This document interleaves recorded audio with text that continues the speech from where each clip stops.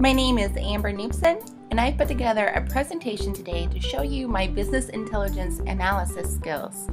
So I'm going to utilize a database software called MYSQL, and MySQL is a great query system to extract information and gather data.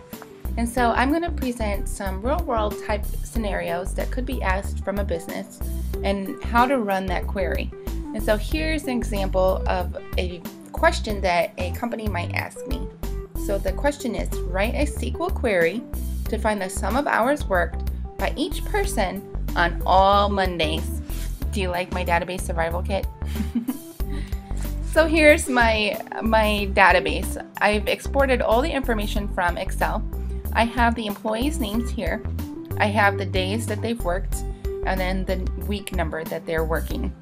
And so how would I run a query against that information? Well, I would select the employee name by the day, and then I want to know the hours worked for that day. So I would do a aggregate function, the sum, and do that against hours worked.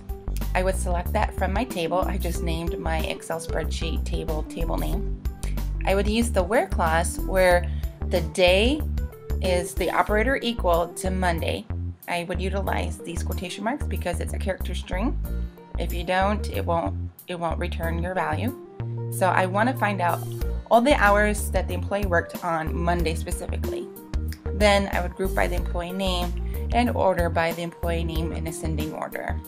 So that's how I would write that SQL syntax in order to return the results for the hours worked for employees on Mondays. Let's do another example. So let's say this is company number B. They want to know, Table A has activities with a unique ID, and Table B has a list of attachments to each activity.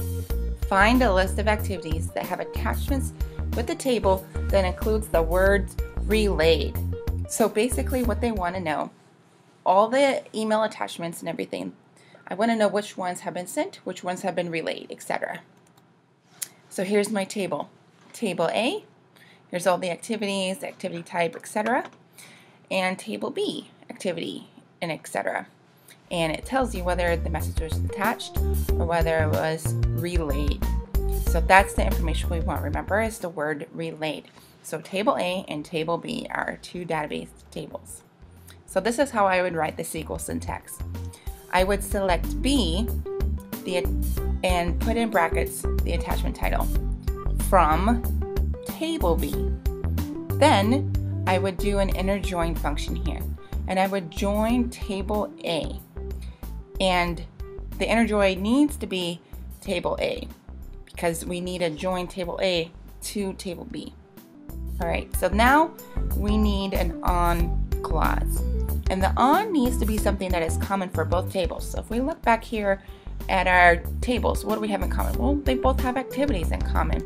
So I'm going to say we're on Table B is activity, and that is equal to Table A activity. And notice I made my Table B and my Table A aliases. All I had to do was write this A after Table A, and that made it an alias. I don't have to say Table A from now on. So that's why A is here and B is here. And I also put this information in brackets because when you are when there are spaces in your column names, you can't put together the two strings. You need to use brackets. So in order to separate, instead of having this together, the attachment title, I need to have a bracket between it because then attachment title can be separate instead of together one word. All right? So, and in the where clause, I'm going to write where Table B is attachment title, like this word relayed, we want to return all the results relayed, okay? And just one thing to note in the where clause, you can't use the equal operator, remember? So we need to use the like operator because it's in the where clause. And also the reason why I use this percentage sign is because basically I'm looking for the exact value and not a wildcard string search. So that is how I would return all messages that are attached as the word relayed. All right, we have shown in MySQL how we can extract information, but you can extract information all day long as a data scientist, but unless it means something to the end user, it actually means nothing. And so it is my role to present that information into a usable format. And so I like to utilize the platform, the dashboard, and I utilize a Tableau software program that presents dashboards that are nice and easy to understand for the end customer. So here I've presented an example of how a typical business might utilize information to show their product sales by region. And so here we're selling furniture as notated in the blue, the orange is office supplies, and the green shows our technology product sales by region, central, east, west, and south. So really this graph doesn't really show us anything more than each sale and how much it totals, but it doesn't really tell us a lot about the information. So the great thing about Tableau is that you can utilize different graphs and charts to show you information that might help you understand what you're trying to look at. And so I've put it into a different graph format here. I've actually headed up the header by furniture, office supplies, and technology, and then I divided it out by sector within each product heading.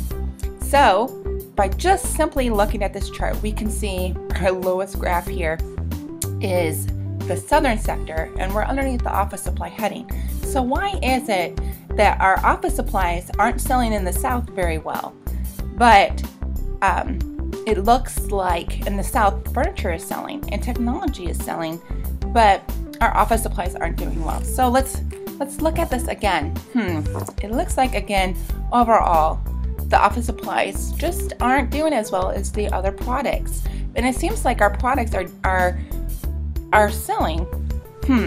So is it that it's office supplies that aren't selling and furniture and technology are better products to sell, and maybe we want to scrap selling office supplies? Or let's take another look at the information after reviewing the south specifically, because the south was the biggest area of weakness. We saw, after looking at the data, it actually isn't the product itself. The product actually sells. The office supplies were selling. The problem was actually our distribution. And we noticed that, see this, this is actually my husband's grandfather's 1972 Chevy. It was that Chevy, because they're older and they use a lot of gas. And so it was actually cost inefficient because our time and our gas and our revenue was going down in comparison to being able to sell the product for more cost-effective measures, and therefore it was decreasing our sales in the south. So at this point, the office manager has two choices.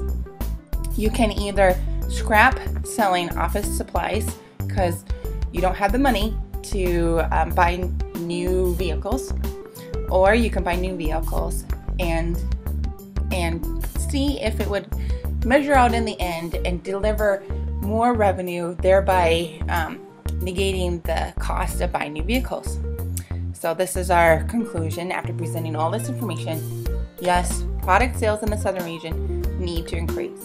So what are we going to do to increase those sales? This is our action that we're going to be taking. Well, our problem is those prior use of the Chevy 1972 trucks to deliver our office supply products were inefficient, which cost us our revenue. So our root cause analysis, after looking at all this information, is that we've decided, yes, we're going to purchase new delivery trucks, because in the end, the cost is going to be worth it, because we believe that our product is going to sell, and therefore the cost of upgrading to new vehicles is worthy cost. So our end result, after looking at all this information, the product manager decided new trucks will make shipment and sales more efficient and cost effective to increase product revenue sales in the southern region. So that's just a fancy way to show you how information can be utilized by a company to further determine how to do like Six Sigma results, make it lean, make it more efficient. Maybe it could have been where the product manager could have decided after looking at the information, it's just not worth it to sell the office supplies in the south. So we're going to actually scrap that, and we're going to end distribution down there, and we're going to increase our sales and focus on the other regions.